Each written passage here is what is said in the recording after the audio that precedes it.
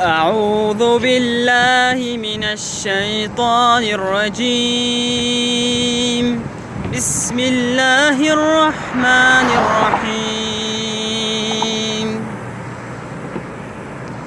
ألف لام ميم.